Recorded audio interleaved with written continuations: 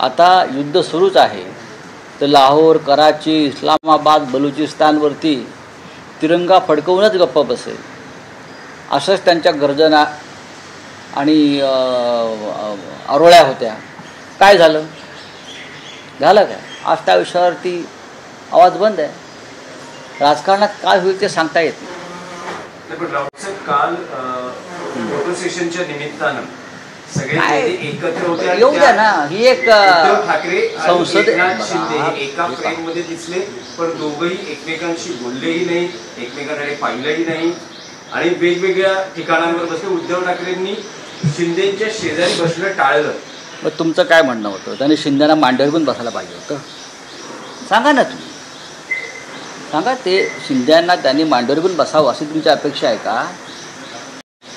काय उद्धव ठाकरे हे एक स्वाभिमानी नेते आहेत, ज्यांनी शिवसेनेच्या पाठीत गद्दारी केली, ज्यांनी एक डुप्लिकेट शिवसेना स्थापन करून, जसे पेशवे काळामध्ये तोतये होते सदाशिवराव भाऊ डुप्लिकेट, आणि ते पेशवाईत आले डुप्लिकेट सदाशिव भाऊ, तसंच आहे. डुप्लिकेट आहेत ना हे सगळे, तोतये लोक आहेत ते सगळे.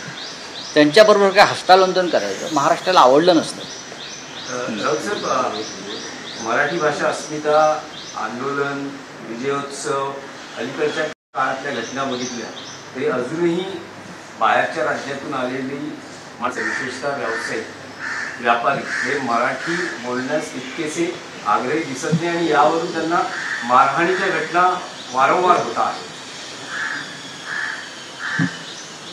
विक्रोळीतही कार्यप्रकार झाला आणि विक्रोळीतही मनसे कार्यकर्त्यांनी अशा व्यापाऱ्यांना अनेकांनी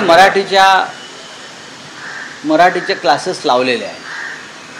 मग महाराष्ट्राला लावते तुम्ही मराठी बोलणार नाही, ही मस्ती कशी काय सहन करतील इकडली लोक?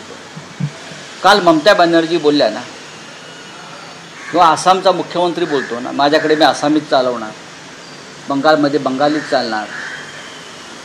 इथे कोणी याच्यावरती प्रश्न निर्माण करत नाही. पण महाराष्ट्रामध्ये किंवा मुंबईमध्ये खास करून मराठीचा आग्रह धरला तर हे सगळे जे कलाकार आहेत, भोजपुरी वगैरे वगैरे वगैरे, त्यांना मिरच्या झुमतात आणि आव्हानाची भाषा करतात.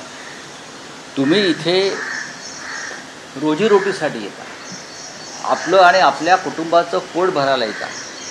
यापैकी अनेकांची कुटुंब वेगळ्या वेगळ्या राज्यामध्ये आहे, तरी तुम्हाला मुंबई आणि महाराष्ट्र सामावून घेतो आहे.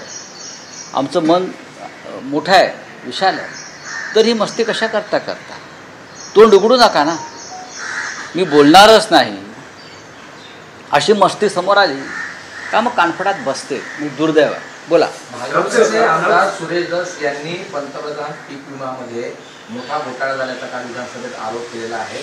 भाजपचेच आमदार आता